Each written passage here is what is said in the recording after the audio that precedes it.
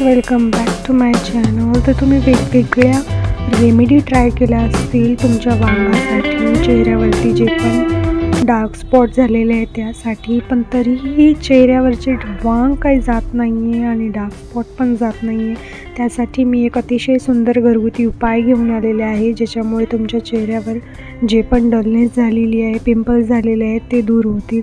तर सगळ्यात पहिले आपल्याला हा फेस पॅक बनवण्यासाठी काय काय लागणार आहे ते मी सांगते। तर आपल्याला मसुरीची डाळ लागणार आहे। मसुरीच्या डाळीत भरपूर विटॅमिन्स असतात, जे की आपल्या चेहऱ्यावरचं पिगमेंटेशन दूर करतं। त्यामुळे इथं आपल्याला मसुरीची डाळ जी आहे ती मिक्सरमध्ये बारीक करून घ्यायची आहे, त्याचं पावडर करून घ्यायचं आहे, तुम्ही बघू शकता। त्यानंतर आपल्याला एक वाटी घेऊन त्यामध्ये मसूर डाळीचं पीठ टाकायचं आहे। त्यानंतर आपल्याला तांदळाचं पीठ टाकायचं आहे, त्यामध्ये 1 चम्मच। ते दोन्हींना व्यवस्थित मिक्स करून घ्यायचं आहे।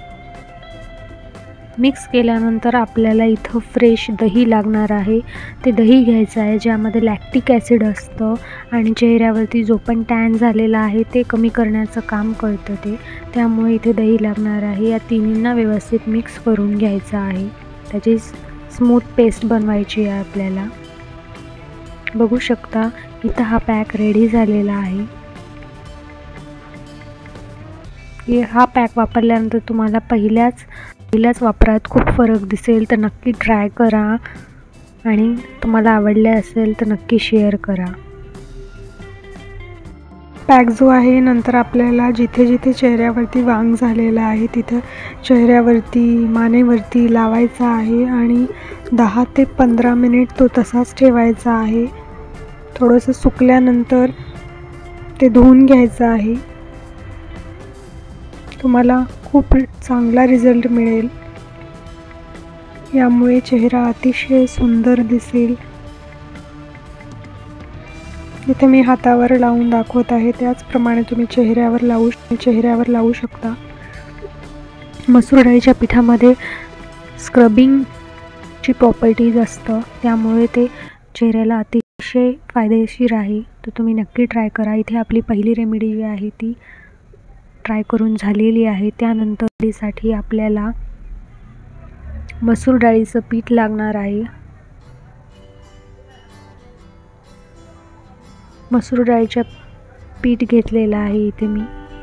त्यानंतर आपल्याला बेसन लागणार आहे थोडंसं आणि दूध लागणार आहे। या तिन्हींचा वापर करून आपल्याला दुसरा जो फेस पॅक आहे तो बनवायचा आहे। तर चला तर बघू कसा हा पॅक बनवायचा आहे ते। सगळ्यात पहिलं आपल्याला मसूर डाळीचं पीठ घ्यायचं आहे, त्यानंतर बेसन घ्यायचं आहे, व्यवस्थित मिक्स करून घ्यायचं आहे। नंतर यामध्ये दूध टाकायचं आहे। या तिन्हींना व्यवस्थित मिक्स करून घ्यायचं आहे।